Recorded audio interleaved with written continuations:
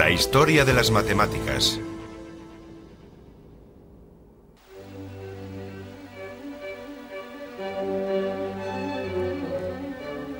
Las matemáticas consisten en resolver problemas. Y son los grandes problemas por resolver los que mantienen con vida a las matemáticas. En el verano del año 1900, el Congreso Internacional de las Matemáticas se celebró aquí, en París, en la Sorbona. Fue un evento bastante caótico, al que no ayudó nada el calor bochornoso de agosto, pero que será recordado como uno de los mejores congresos de todos los tiempos, gracias a una conferencia realizada por el prometedor David Hilbert. Hilbert, un joven matemático alemán, valientemente expuso lo que él creía que eran los 23 problemas matemáticos por resolver más importantes. Lo que él quería era establecer una lista de asuntos pendientes de las matemáticas del siglo XX, y lo hizo con éxito. Estos problemas de Hilbert definirían las matemáticas de la era moderna. De aquellos que intentaron resolver estos problemas de Hilbert, algunos experimentaron un éxito tremendo, mientras que otros sufrieron estrepitosos fracasos. Hacia el infinito y más allá.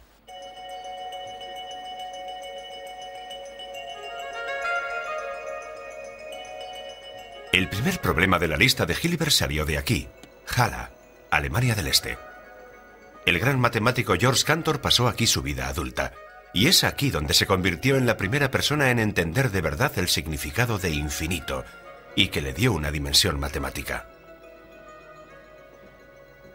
Sin embargo, la estatua que hay en la plaza del pueblo honra a otra de las celebridades de Halle, el famoso compositor George Händel. Para descubrir más sobre Cantor, tengo que coger un tranvía que me lleva a las afueras. Durante 50 años, Halle formó parte de la comunista Alemania del Este, y a los comunistas les encanta honrar a sus científicos, tanto que han colocado a Cantor en uno de los laterales de un gran cubo que encargaron, pero como eran comunistas, no pusieron el cubo en el centro del pueblo, sino que lo pusieron en las afueras, entre la gente. Cuando por fin encontré la dirección, empecé a temer que tal vez me hubiera confundido.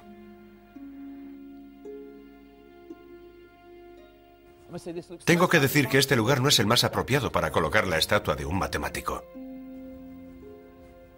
Perdone. ¿Podría ayudarme? ¿Habla inglés? ¿No? ¿Es eso cierto? ¿Un cubo como ese?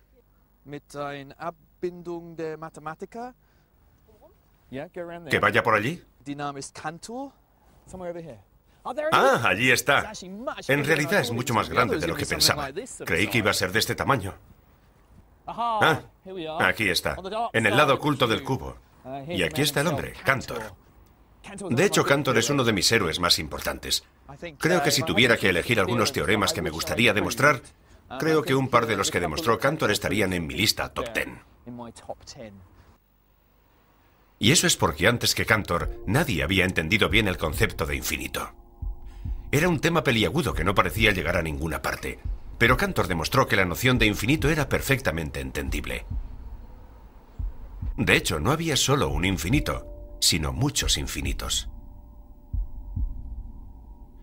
En primer lugar, Cantor cogió los números 1, 2, 3, 4 y en adelante, y se le ocurrió compararlos con un conjunto más pequeño, como 10, 20, 30, 40...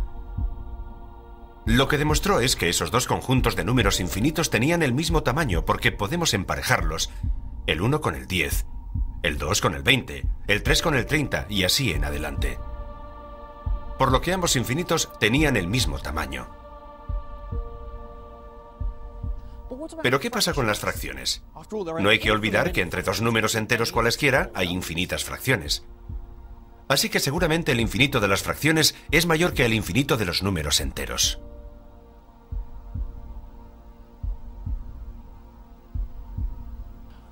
Bueno, lo que Cantor hizo fue encontrar la forma de emparejar todos los números enteros con el conjunto infinito de fracciones, y así es como lo hizo.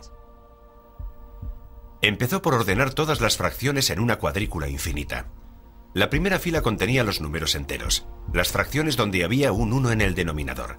En la segunda fila venían las mitades, fracciones con un 2 en el denominador, y así sucesivamente. Todas las fracciones tenían su posición en la cuadrícula. ¿Dónde están los 2/3? En la segunda columna, tercera fila. Ahora imagínense una línea que serpentea en diagonal por todas las fracciones.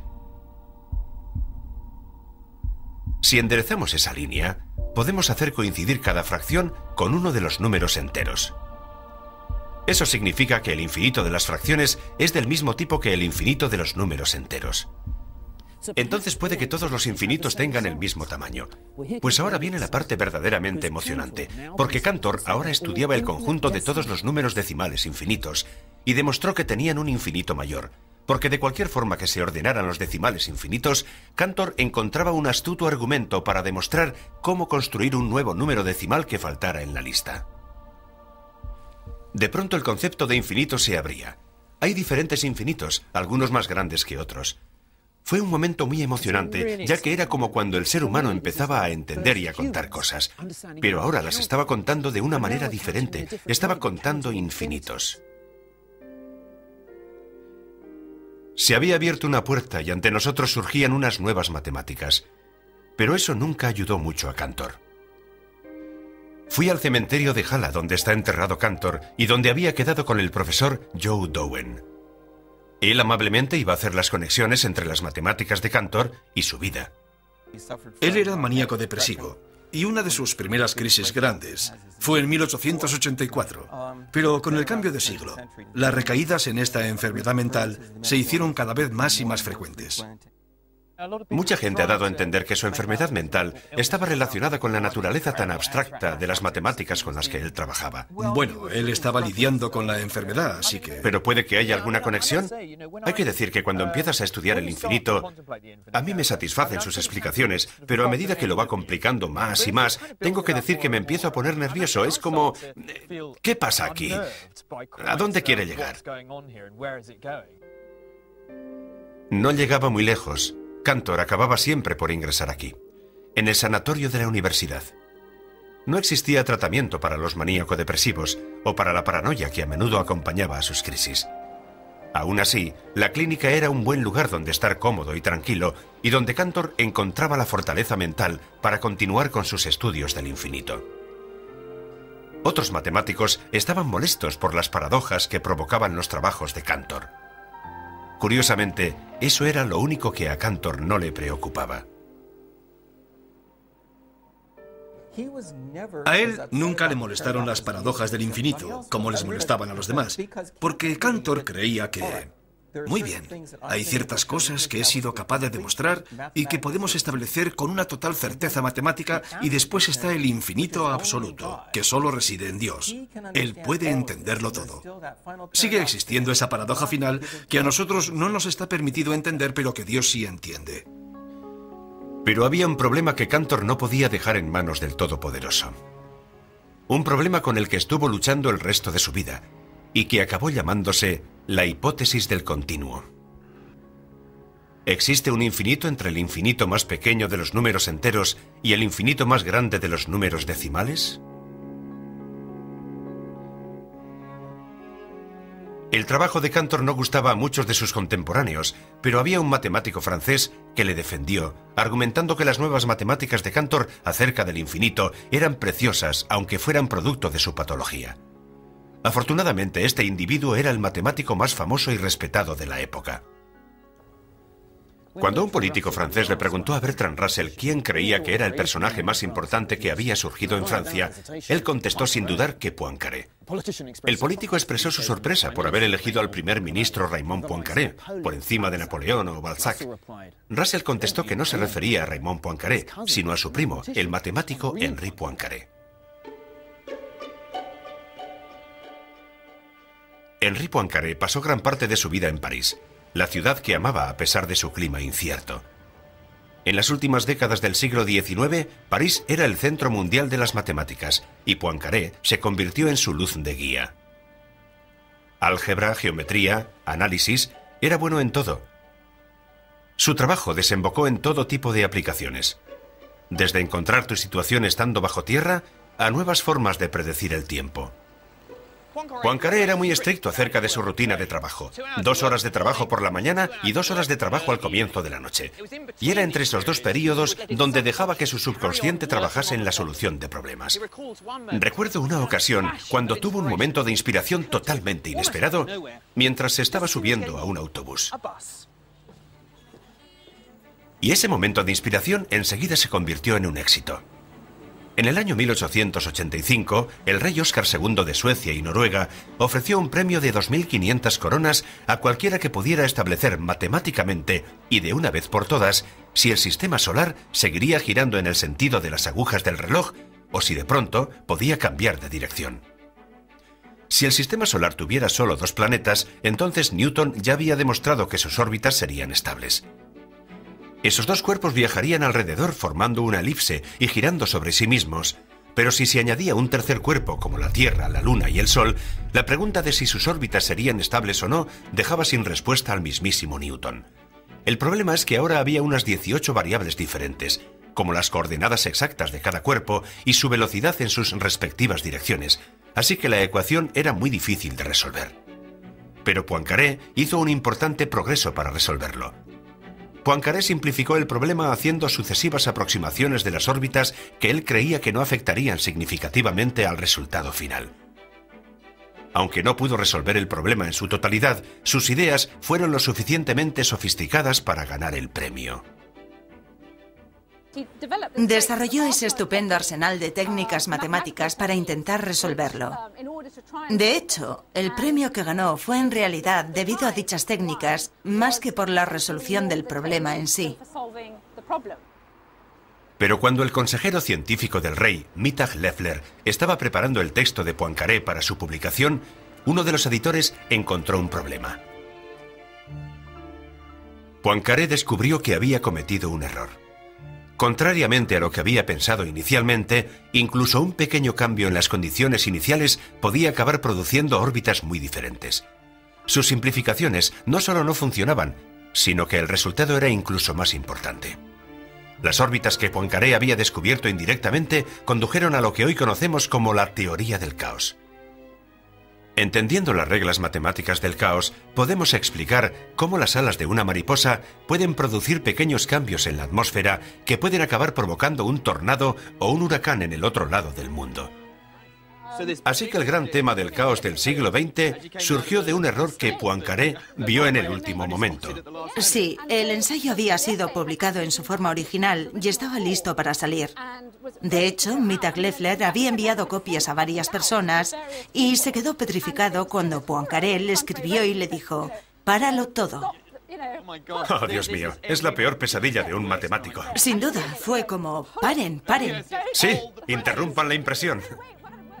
El haber confesado su error hizo que la reputación de Poincaré mejorara. Continuó produciendo una amplia gama de trabajos originales durante toda su vida. Y no solo hizo cosas dirigidas a los especialistas, sino que también escribió libros populares donde ensalzaba la importancia de las matemáticas. Veamos esto. Aquí hay una sección sobre el futuro de las matemáticas, que empieza así.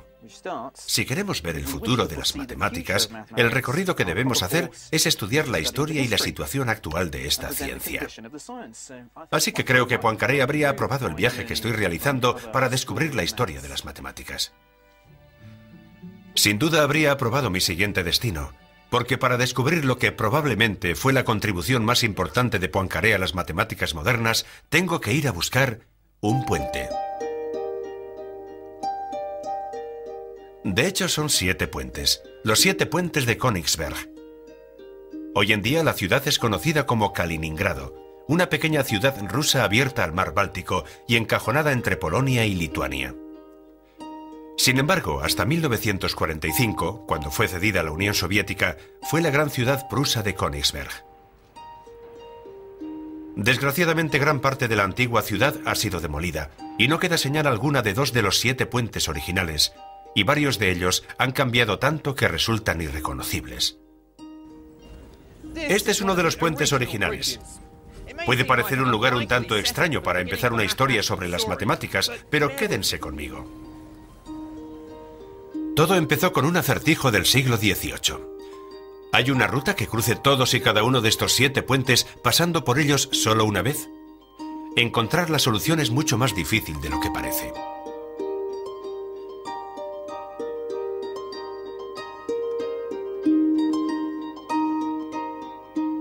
Finalmente fue resuelto por el gran matemático Leonhard Euler, quien en 1735 demostró que no era posible. No podía haber una ruta que no pasara al menos por uno de los puentes 2 veces. Resolvió el problema dando un salto conceptual. Se dio cuenta de que realmente no importaba la distancia que había entre estos puentes. Lo que realmente importaba era cómo estos puentes estaban conectados.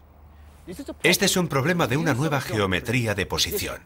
Un problema de topología. Muchos de nosotros utilizamos la topología todos los días. Prácticamente todos los planos de metro del mundo están diseñados siguiendo los principios topológicos. No importa a qué distancia están unas estaciones de otras, sino cómo están conectadas. En Kaliningrado no hay metro, pero sí lo hay en la ciudad rusa más cercana, San Petersburgo. La topología de este mapa es bastante sencilla, pero tengo un problema con el ruso.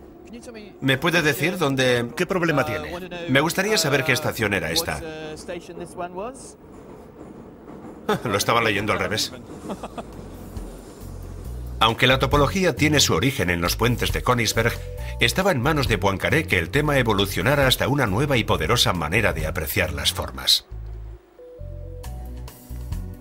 Algunas personas se refieren a la topología como la geometría doblada, porque en la topología, 2 formas son iguales si puedes que una se parezca a la otra doblándola o modificándola, pero sin cortarla. Por ejemplo, si yo cojo una pelota de fútbol o de rugby, topológicamente son iguales, porque una puede convertirse en la otra. De modo parecido, un rosco de pan y una taza de té son iguales, porque puede transfigurarse la una en la otra. Incluso formas más complejas se pueden transformar y simplificar desde el punto de vista topológico. Pero no hay manera de seguir deformando el rosco hasta convertirlo en una pelota. El agujero que tiene en el medio hace que estas 2 formas sean topológicamente diferentes. Poincaré conocía todas las superficies topológicamente bidimensionales posibles, pero en 1904 descubrió un nuevo problema topológico que no podía resolver. Imaginemos un universo plano de 2 dimensiones. Poincaré descubrió todas las formas posibles que pudiera tener ese universo. Podría ser un círculo, un rosco con un agujero, 2 agujeros o más agujeros, pero vivimos en un universo tridimensional. Así que, ¿cuáles podrían ser las formas posibles de ese universo? Ese problema se conoce como la conjetura de Poincaré. Fue por fin resuelto en el año 2008, aquí en San Petersburgo, gracias a un matemático ruso llamado Grisha Perelman. Su demostración es muy difícil de entender, incluso para un matemático. Perelman resolvió el problema vinculándolo a un área de las matemáticas completamente diferente. Para entender las formas, observó la dinámica del modo en que las cosas fluyen sobre dichas formas. El resultado fue una descripción de todas las maneras posibles en que un espacio tridimensional podía extenderse hasta dimensiones mayores. Me preguntaba si él mismo podría ayudarnos a desentrañar esta demostración tan intrincada, pero me han dicho que encontrar a Perelman es casi tan difícil como entender la solución. El estereotipo clásico de un matemático es un científico loco y excéntrico, pero creo que eso es un poco injusto. La mayoría de mis colegas son perfectamente normales. Bueno, lo bastante. Pero cuando se trata de Perelman, no hay duda de que tiene un carácter bastante extraño. Ha recibido premios y ofertas de cátedras en distinguidas universidades occidentales, pero las ha rechazado todas. Parece ser que recientemente ha abandonado las matemáticas por completo y se ha retirado a vivir casi como un ermitaño en esta modesta casa del Estado en compañía de su madre. No quiere hablar con los medios de comunicación, pero pensé que quizá quisiera hablar conmigo de matemático a matemático. Me equivoqué. Bueno, es interesante. Creo que ha desconectado el timbre. Probablemente demasiados periodistas han estado llamando a su timbre. He llamado al de un vecino y sí funcionaba, pero el suyo no. De alguna manera creo que son sus trabajos, sus matemáticas, las que hablan por sí mismas. No necesito conocer al matemático. Y en esta era del gran hermano y el gran dinero, creo que es muy noble que él disfrute demostrando teoremas y renunciando a los premios.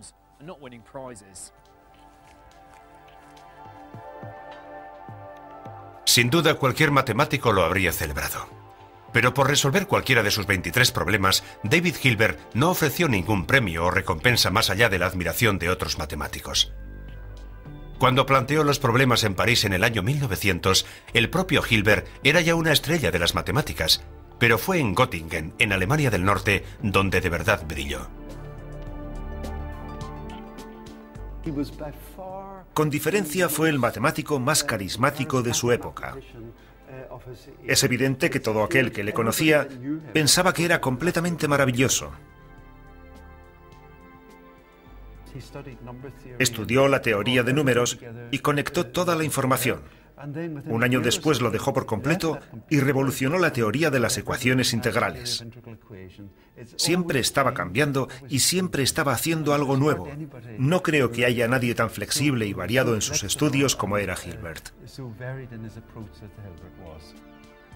Todavía hoy en día se habla de su trabajo, y su nombre está unido a muchos términos matemáticos. Los matemáticos siguen utilizando el espacio Hilbert, la clasificación Hilbert, la desigualdad de Hilbert y varios teoremas más de Hilbert.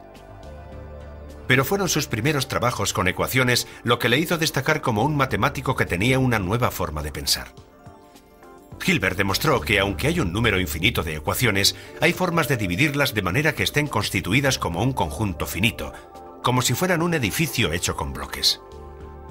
El elemento más llamativo de la demostración de Hilbert fue que no pudo construir ese conjunto finito, solo demostró que sí era posible que existiera.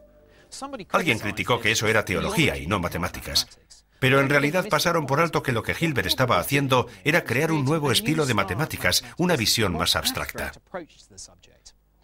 Se puede demostrar que algo existe, aunque no puedas construirlo explícitamente. Es como decir: sé que tiene que haber una forma de ir de Göttingen a San Petersburgo, pero no sé decirte cómo se puede llegar hasta allí. Del mismo modo que desafiaba la ortodoxia matemática, a Hilbert le encantaba derribar los antiguos conceptos jerárquicos que existían acerca del universo en la Alemania de la época. Otros profesores se escandalizaban por ver a Hilbert yendo en bicicleta y bebiendo con sus alumnos. Le gustaba mucho la fiesta. ¿Sí? Sí. ¿Era un juerguista? Así me gustan los matemáticos. Sí. Le encantaba bailar con mujeres jóvenes. Le encantaba ligar. ¿En serio? Los matemáticos que conozco no es que sean muy ligones. Aún así, combinaba ese estilo de vida con un compromiso absoluto con las matemáticas.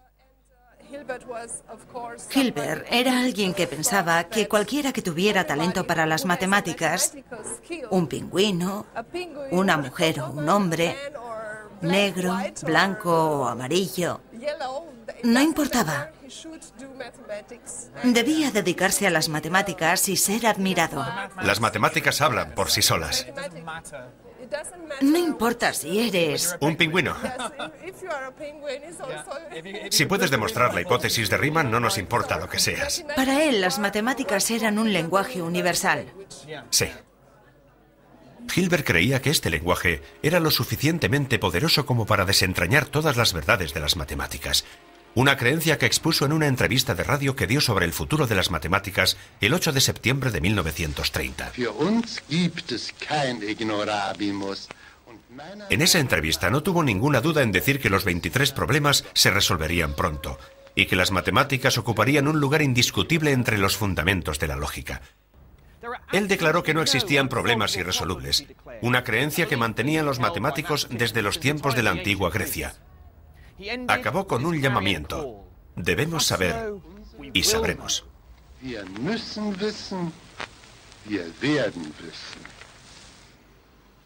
Desafortunadamente para él, el día anterior en una conferencia científica que no fue considerada lo suficientemente importante para los medios de comunicación, otro matemático hizo añicos el sueño de Hilbert y sembró de incertidumbre el corazón de las matemáticas. El hombre responsable de destrozar la creencia de Hilbert fue el matemático austríaco Kurt Gödel.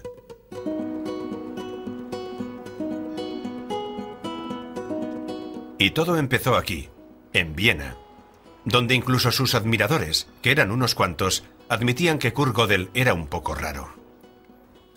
De niño era brillante, enfermizo y muy extraño. No podía parar de hacer preguntas, tanto que su familia le llamaba Herr Warum, el señor ¿por qué? Gödel vivió en Viena durante las décadas de los años 20 y 30, entre la caída del Imperio austrohúngaro y su anexión por parte de los nazis. Fue una época extraña, caótica y emocionante para vivir en la ciudad. Gödel estudió matemáticas en la Universidad de Viena, pero pasó la mayor parte del tiempo en los cafés, donde entre partidas de backgammon y billar tenía lugar la auténtica efervescencia intelectual del momento, protagonizada por un grupo muy influyente de filósofos y científicos llamado el Círculo de Viena. En sus discusiones, Kurt Gödel proclamaba una idea que revolucionó las matemáticas. Se puso a sí mismo un examen de matemáticas muy difícil. Quería resolver el segundo problema de Hilbert y encontrar una base lógica para todas las matemáticas, pero lo que descubrió le sorprendió incluso a él. Todos los esfuerzos que dedicó a la lógica de las matemáticas no solo no pudieron proporcionar la garantía que Hilbert buscaba, sino que demostraron lo contrario. Ahí está, se llama el teorema de la incompletitud. Gödel demostró que en cualquier sistema lógico de las matemáticas habrá afirmaciones sobre números que serán ciertas, pero que no se pueden demostrar. Él empieza con una declaración. Esta afirmación no se puede demostrar. Esto todavía no es una afirmación matemática, pero utilizando un inteligente código basado en los números primos, Gödel pudo cambiar esa declaración hasta convertirla en una auténtica afirmación aritmética. Ahora bien, esas afirmaciones o son verdaderas o falsas. Agárrense a sus lógicos asientos mientras exploramos las posibilidades.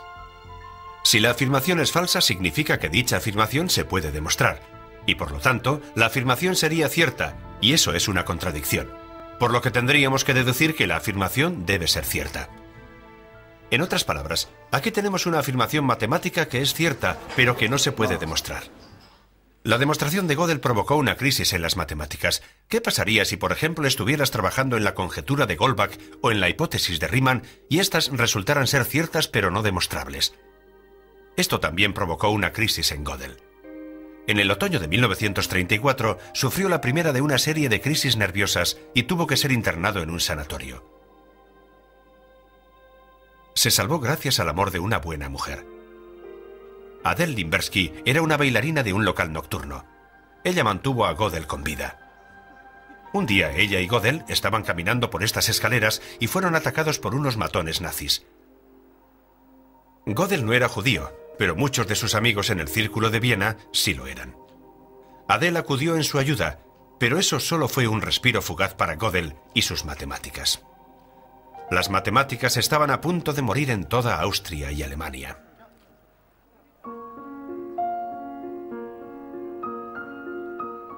En el nuevo imperio alemán de finales de los años 30, las universidades no estaban decoradas con festivos globos de colores, sino con esvásticas. Los nazis aprobaron una ley que permitía el despido de cualquier funcionario del Estado que no fuera ario. En Alemania, por aquel entonces y hoy en día también, los académicos eran funcionarios. Los matemáticos sufrieron más que la mayoría. En Alemania, unos 144 matemáticos perdieron su empleo. 14 de ellos se suicidaron o murieron en campos de concentración. Pero un brillante matemático consiguió mantenerse. David Hilbert consiguió ingeniárselas para ayudar a huir a algunos de sus alumnos más brillantes y durante un tiempo criticó el despido de sus colegas judíos.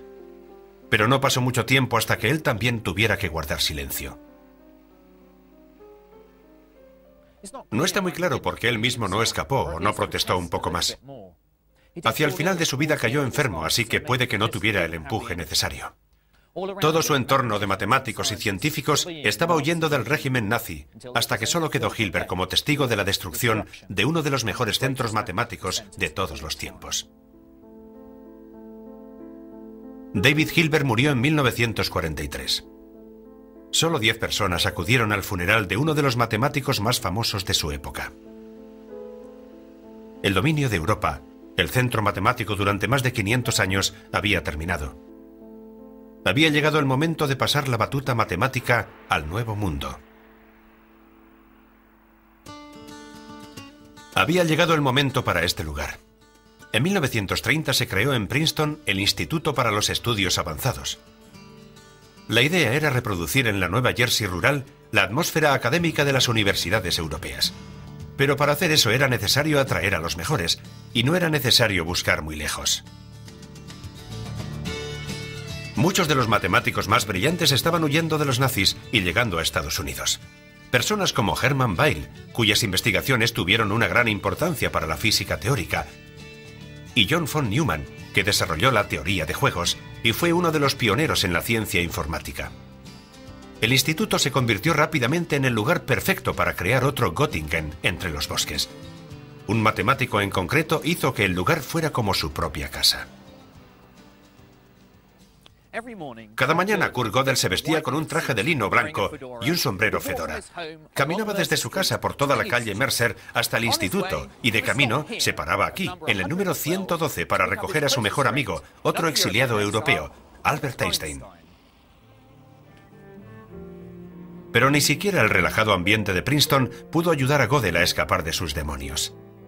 Einstein siempre estaba riéndose. Describía a Princeton como una evasión al paraíso. Pero Gödel, mucho más joven que él, se fue transformando poco a poco en alguien solemne y pesimista. Lentamente su pesimismo se convirtió en paranoia y pasaba cada vez menos tiempo con sus compañeros matemáticos de Princeton. En su lugar prefería venir aquí, a la playa, estar cerca del océano, caminar solo y pensar en los trabajos del gran matemático alemán Leibniz. Pero Gödel se estaba hundiendo en su propio mundo interior.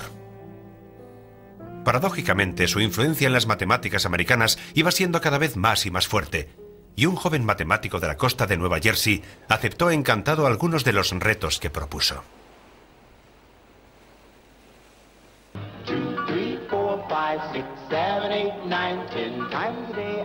En los Estados Unidos de la década de los 50, a la mayoría de los jóvenes no les interesaban las matemáticas. Casi todos llevaban un estilo de vida más hedonista y relajado en ese paraíso bañado de helado y donuts. Pero había un adolescente que no comulgaba con los anhelos de los adolescentes norteamericanos corrientes. En su lugar, eligió sumergirse en algunos de los problemas matemáticos más importantes. Desde una edad muy temprana, Paul Cohen ganaba concursos y premios matemáticos. Pero al principio le costó un poco encontrar un campo de las matemáticas donde realmente pudiera dejar huella. Hasta que leyó la hipótesis del continuo de Cantor. Como descubrí en Jala, ese era uno de los problemas que Cantor no pudo resolver. La cuestión era si existía o no una serie de números infinitos más grande que la serie de números enteros, pero más pequeña que la serie de todos los decimales. Parece una pregunta muy sencilla, pero desde que Hilbert planteó el primer problema en el año 1900, todos los intentos por resolverlo habían fracasado. Con la arrogancia de un joven de 22 años, Paul Cohen decidió que él podía resolverlo. Cohen regresó un año más tarde con el extraordinario descubrimiento de que ambas respuestas podían ser ciertas. Había unas matemáticas donde se podía asumir que la hipótesis del continuo era cierta. No había una serie entre los números enteros y los decimales infinitos. Pero había unas matemáticas igualmente consistentes donde la hipótesis del continuo podía ser asumida como falsa. En estas operaciones sí existía una serie entre los números enteros y los decimales infinitos. Era una solución increíblemente atrevida. La demostración de Cohen parecía cierta, pero su método era tan novedoso que nadie estaba del todo seguro. Solo había una persona en cuya opinión todos confiaban. Había mucho escepticismo y tuvo que venir y presentarlo aquí, justo aquí, ante Gödel. La cosa cambió solo cuando Gödel dio su aprobación, que por cierto fue de una manera bastante inusual, ya que le pidió que le entregara los papeles. Él se los devolvió el lunes en el casillero con una anotación que decía: sí, es correcto. Eso lo cambió todo. Hoy en día los matemáticos han asumido la afirmación que dice que el resultado depende de la hipótesis del continuo. Hemos construido dos mundos matemáticos diferentes. Uno en donde la respuesta es sí y otro donde es no. Paul Cohen ha triunfado en el universo matemático. Le ha dado fama, riqueza y premios en abundancia. Tras su prematuro éxito en los años 60, no ha publicado muchas cosas, pero lo que hizo fue dinamita pura. No me puedo imaginar a nadie mejor de quien aprender. Él estaba deseando saber y enseñarte cualquier cosa que supiera o incluso cosas que no supiera. Con la confianza que consiguió al resolver el primer problema de Hilbert a mediados de los años 60, Cohen se dispuso a resolver el problema de Hilbert más importante de todos, el octavo problema, la hipótesis de Riemann. Cuando murió en California en el año 2007, 40 años más tarde, seguía intentándolo. Pero como había sucedido con muchos matemáticos famosos antes que él, también fue derrotado por Riemann. Sin embargo, su planteamiento ha inspirado a otros para hacer progresos hacia una demostración, incluyendo a uno de sus alumnos más famosos, Peter Sarnak. Ese hombre me encantaba. Fue mi inspiración. Y estoy muy contento de haber trabajado con él. Me puso en el buen camino.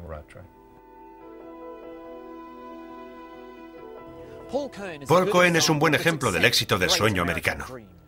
Era la segunda generación de inmigrantes judíos y se convirtió en un catedrático norteamericano de primera fila. Pero yo no diría que sus matemáticas fueran un producto exclusivamente americano. Cohen estaba tan obsesionado con ese problema que lo hubiera solucionado fuese cual fuese su entorno. Paul Cohen lo tuvo todo relativamente fácil. Pero hubo otro gran matemático norteamericano de la década de los 60 que tuvo que luchar mucho más para provocar un impacto. Ni más ni menos porque era mujer. En la historia de las matemáticas, casi todos los buenos matemáticos han sido hombres. Pero ha habido algunas excepciones. Tenemos, por ejemplo, a la rusa Sofía Kovalevskaya, que en 1899 en Estocolmo llegó a ser la primera catedrática de matemáticas y ganó un galardón francés en matemáticas muy prestigioso. Y después, Emmy Noether, un algebrista con talento que huyó a Estados Unidos escapando de los nazis, pero que murió antes de descubrir todo su potencial. Y luego estaba la mujer por la que estoy cruzando los Estados Unidos, Julia Robinson, la primera mujer en ser elegida presidente de la Sociedad Norteamericana de Matemáticas.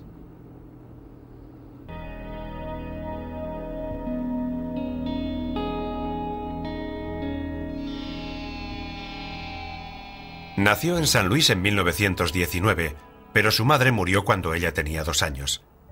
Ella y su hermana Constance se fueron a vivir con su abuela a una pequeña población del desierto, cerca de Phoenix, Arizona. Julia Robinson creció por aquí. Tengo una foto que nos muestra su casa en los años 30 y no hay casi nada alrededor, más que las montañas que parecen iguales a esas que hay ahí, así que creo que debió de vivir por esta zona. Julia creció siendo una niña tímida y enfermiza, que cuando tuvo 7 años pasó un año en la cama debido a la escarlatina.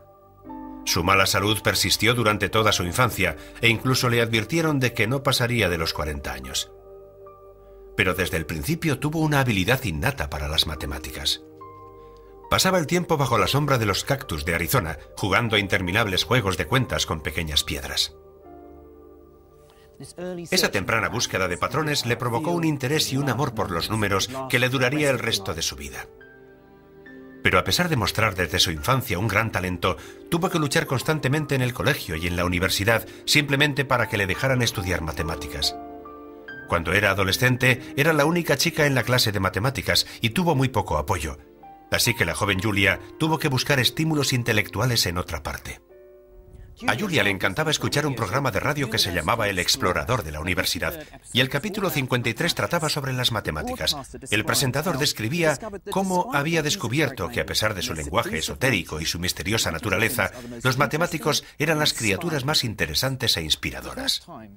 Por primera vez, Julia descubrió que había matemáticos, no solo profesores de matemáticas, que existía un mundo de las matemáticas por ahí y que ella quería formar parte de él.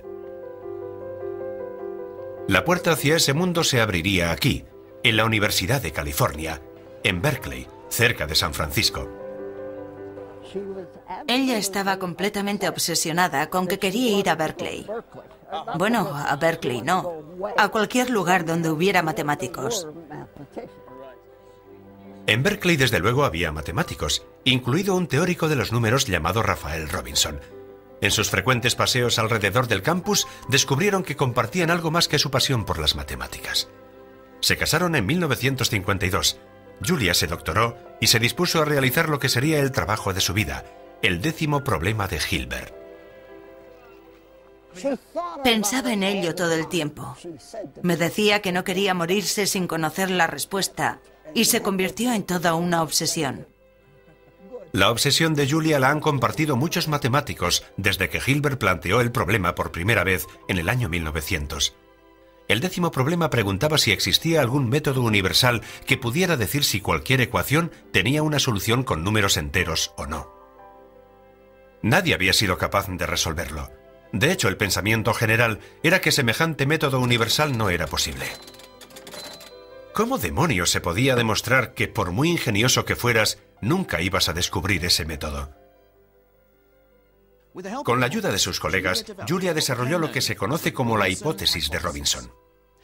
En ella se argumentaba que para demostrar que ese método no existía, lo único que había que hacer era preparar una ecuación cuya solución fuese una serie concreta de números. Esa serie de números tenía que ir creciendo exponencialmente, como en potencias de 2, y de alguna manera tener cabida en las ecuaciones que eran el meollo del problema de Hilbert. Aunque lo intentó con toda su alma, Robinson no pudo encontrar esa serie. Para resolver de una vez por todas el 10º problema, hacía falta que entrara en juego una inspiración fresca, y esta estaba a 8.000 kilómetros de distancia, en San Petersburgo, en Rusia. Desde que el gran Leonhard Euler se estableció aquí en el siglo XVIII, la ciudad ha sido famosa por sus matemáticas y sus matemáticos. Aquí, en el Instituto Stekloy, algunos de los matemáticos más brillantes del mundo han desarrollado sus teoremas y conjeturas. Esta mañana uno de ellos está impartiendo un seminario muy especial. Es difícil de entender, aunque hables ruso, y desgraciadamente yo no lo hablo. Pero hacia la mitad hacemos una pausa para descansar antes de la última hora. En los seminarios hay una especie de norma en donde el primer tercio es para todo el mundo, el segundo tercio es para los expertos y el último tercio es para el propio conferenciante. Y eso es lo que viene ahora. El ponente es Yuri Matyashevich y está explicando su último trabajo, que por supuesto es la hipótesis de Riemann. Cuando en 1965 era un joven y brillante graduado, el tutor de Yuri le sugirió que probara a resolver uno de los problemas de Hilbert, el que había preocupado tanto a Julia Robinson, el 10º. Era el momento cumbre de la Guerra Fría. Puede que Matyashevich tuviera éxito en el nombre de Rusia, donde Julia y sus compañeros matemáticos norteamericanos fracasaron. Al principio no me gustó el enfoque. El planteamiento me parecía un tanto extraño, artificial. Pero tras un tiempo, entendí que era bastante natural. Y después entendí que ella había tenido una idea estupenda e intenté desarrollarla un poco más. Y en enero de 1970 encontró la pieza fundamental de este rompecabezas. Vio cómo reproducir la famosa secuencia numérica Fibonacci utilizando ecuaciones que estaban en el meollo de los problemas de Hilbert. Trabajando sobre los estudios de Julia y sus colegas, resolvió el 10º problema. Solo tenía 22 años. A la primera persona a quien se lo quería decir era a la mujer a la que tanto debía. No me contestaron, así que pensé que se había perdido en el correo, algo bastante habitual en la era soviética. En California, Julia había oído rumores a través de la comunidad matemática de que el problema había sido resuelto y ella misma se puso en contacto con Yuri. Ella le dijo, solo tenía que esperar a que usted creciera para dar con la respuesta, porque ella había empezado a trabajar en 1948. Cuando Yuri era solo un bebé. Y él contestó dándole las gracias y diciéndole que el mérito era igualmente suyo.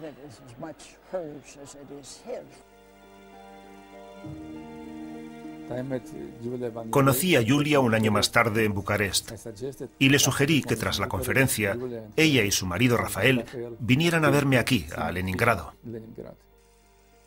Juntos, Julia y Yuri trabajaron en varios problemas matemáticos, hasta que poco después, Julia murió en 1985. Solo tenía 55 años. Fue capaz de encontrar nuevos caminos. Muchos matemáticos para resolver problemas solo utilizan métodos conocidos previamente, y ella tenía ideas nuevas. Aunque Julia Robinson demostró que no existía un método universal para resolver todas las ecuaciones de los números enteros, los matemáticos seguían interesados en descubrir métodos para resolver tipos especiales de ecuaciones. Fue en Francia, a principios del siglo XIX, en una de las historias más extraordinarias de la historia de las matemáticas, donde se desarrollaron métodos para entender por qué ciertas ecuaciones se podían resolver y por qué otras no.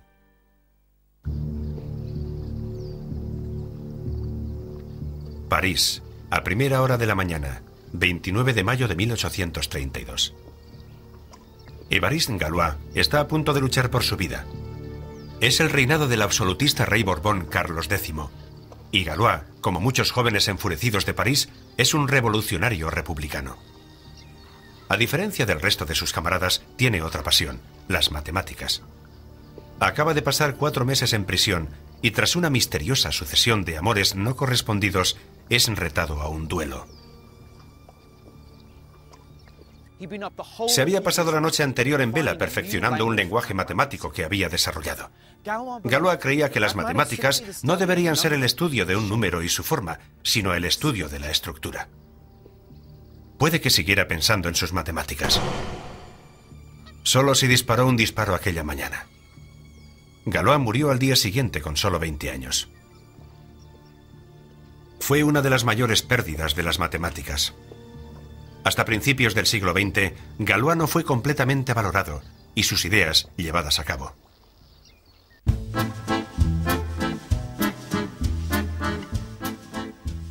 Galois había descubierto nuevas técnicas para poder saber si ciertas ecuaciones tenían solución o no.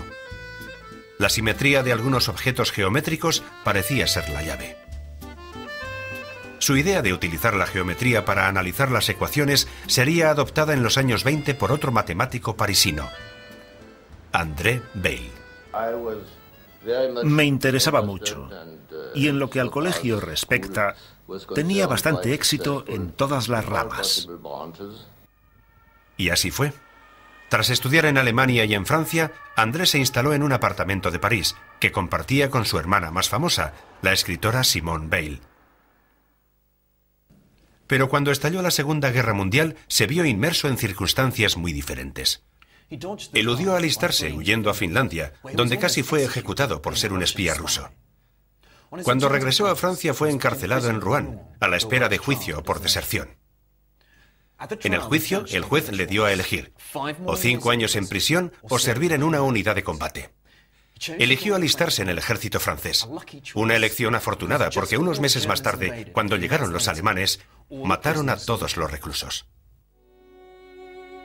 Weil solo pasó unos meses en prisión, pero ese tiempo fue crucial para sus matemáticas, porque ahí fue trabajando las ideas de Galois y desarrolló por primera vez la geometría algebraica, un nuevo lenguaje para entender las soluciones de las ecuaciones.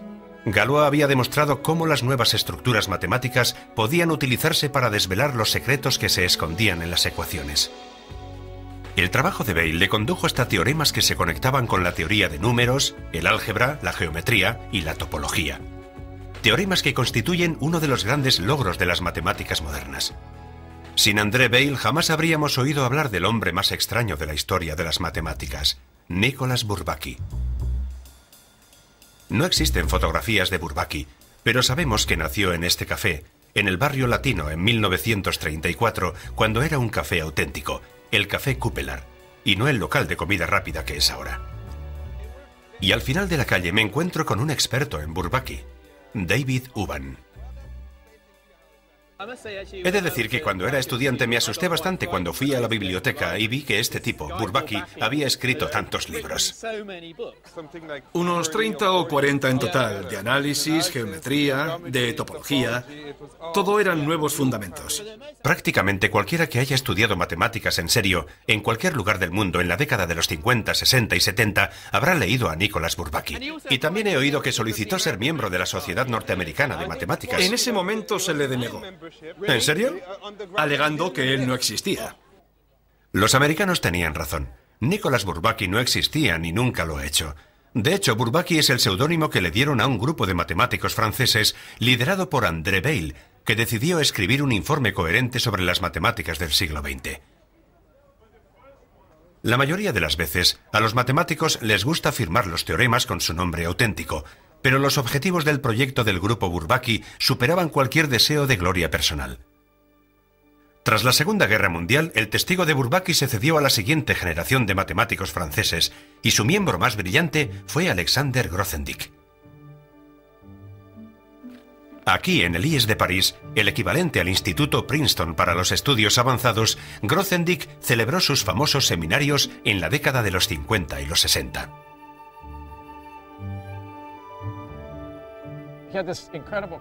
Tenía un carisma increíble y tenía esa asombrosa habilidad de ver a una persona joven y saber de inmediato qué contribución podía hacer esa persona a la visión tan especial que él tenía de cómo podían ser las matemáticas.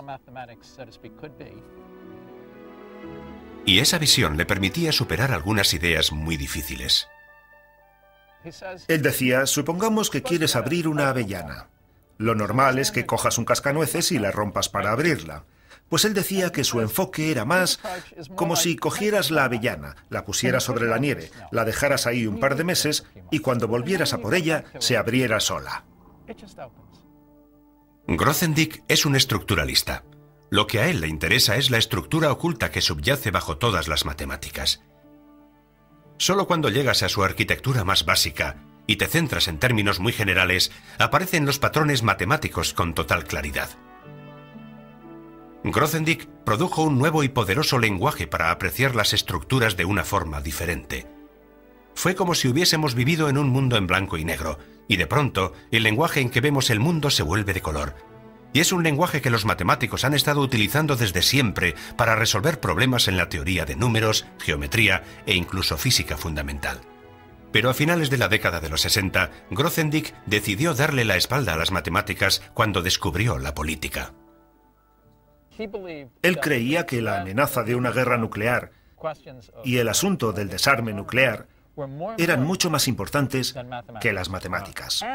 Y que la gente que seguía dedicándose a las matemáticas, en lugar de enfrentarse a esa amenaza nuclear, estaba haciendo mucho daño al mundo.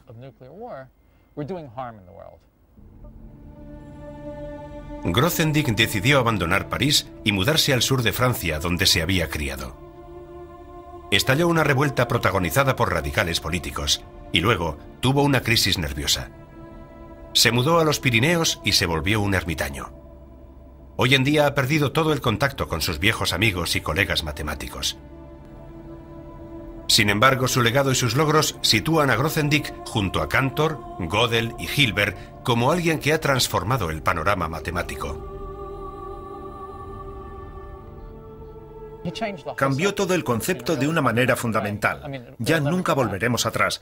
Desde luego es una figura muy importante del siglo XX.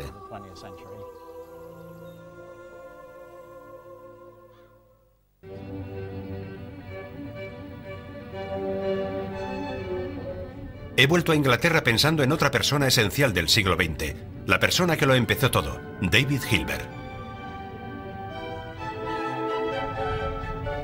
De los 23 problemas que Hilbert planteó a los matemáticos en el año 1900, la gran mayoría han sido resueltos. Sin embargo, hay una gran excepción, la hipótesis Riemann. El octavo problema de la lista de Hilbert sigue siendo el santo grial de las matemáticas. La conferencia de Hilbert inspiró a toda una generación de matemáticos para perseguir sus sueños. Esta mañana, en la ciudad donde crecí, yo mismo espero poder inspirar a otros.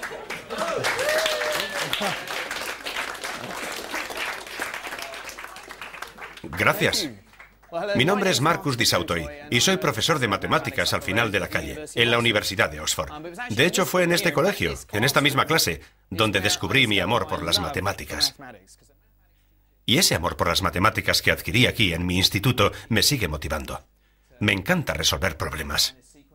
Hay muchísimos problemas de los que podría hablar, pero he elegido hablarles de mi favorito.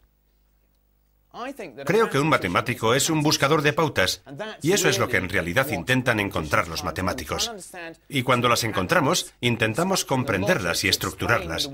Entender la lógica para explicar cómo funciona el mundo que nos rodea, y eso es en realidad el núcleo de la hipótesis Riemann. ¿Hay algún patrón entre estos números que me pueda ayudar a saber cuál va a ser el siguiente número? ¿Cuál va después del 31? ¿Cómo puedo saberlo? Por supuesto, estos números son los números primos, los pilares de las matemáticas. La hipótesis Riemann, una conjetura sobre la distribución de los números primos, va al corazón de nuestro asunto. ¿Por qué demonios hay alguien interesado en los números primos? ¿Por qué al ejército le interesan los números primos? ¿Porque se utilizan para encriptar? Exacto. Estudio esto porque creo que es realmente bonito y elegante, pero de hecho hay mucha gente a la que le interesan estos números por sus funciones prácticas. Lo más extraño es que cuanto más abstractas y complicadas sean las matemáticas, más utilidad parecen tener en el mundo real. Ahora las matemáticas dominan todos los aspectos de nuestra vida. Cada vez que encendemos la televisión, encendemos un ordenador, pagamos con una tarjeta de crédito. Ahora mismo hay $1 millón para quien pueda resolver la hipótesis Riemann, pero hay más en juego que eso. Cualquiera que demuestre este teorema será recordado para siempre. Estará en ese tablero, junto a todos esos matemáticos. Y eso será porque la hipótesis Riemann es la piedra angular de las matemáticas. Miles de teoremas dependen de que sea verdad. Muy pocos matemáticos creen que no sea cierta. Pero las matemáticas se basan en la demostración, y hasta que no podamos demostrarlo, seguirá existiendo la sombra de la duda. Las matemáticas han ido creciendo a partir de esa pasión para librarse de las dudas. Eso es lo que he aprendido en este viaje a través de la historia de las matemáticas. Matemáticos como Arquímedes, Al-Khwarizmi, Gauss y Grothendieck se sintieron atraídos por entender la manera precisa en que se comportaban los números y el espacio. Matemáticas en acción. Eso es precioso, sí, muy bonito. Utilizando el lenguaje de las matemáticas, nos han contado historias que están tan vivas hoy en día como cuando fueron contadas por primera vez. En el Mediterráneo descubrí los orígenes de la geometría. Los matemáticos y filósofos acudieron en masa a Alejandría animados por su sed de conocimiento y su búsqueda de la grandiosidad. En India conocimos otro descubrimiento sin el cual sería imposible imaginar la vida moderna. Y aquí estamos, en uno de los auténticos lugares santos del mundo de las matemáticas. Aquí arriba hay algunos números, y aquí está el nuevo número, el 0. En Oriente Medio me impresionó la invención del álgebra por parte de Al-Khwarizmi. Desarrolló una forma sistemática para poder analizar problemas en donde la solución pudiera cuadrar, fueran cuales fueran los números que se utilizaran. En la edad dorada de las matemáticas en Europa, en los siglos XVIII y XIX, fui testigo de cómo las matemáticas descubrieron nuevas formas de analizar los cuerpos en movimiento y nuevas geometrías que nos han ayudado a entender la extraña forma del espacio. Pero es con el trabajo de Riemann, con el que al fin tenemos las lentes para poder explorar esos mundos de la mente. Y ahora mi viaje hacia el mundo abstracto de las matemáticas del siglo XX me ha desvelado que las matemáticas es el auténtico lenguaje en el que está escrito el universo, la llave para entender el mundo que nos rodea. Los matemáticos no están motivados por el dinero y las ganancias materiales, ni siquiera por las aplicaciones prácticas que pueda tener su trabajo. Para nosotros, lo que importa es la gloria de poder dar solución a alguno de los grandes problemas sin resolver que han burlado a generaciones previas de matemáticos. Hilbert tenía razón.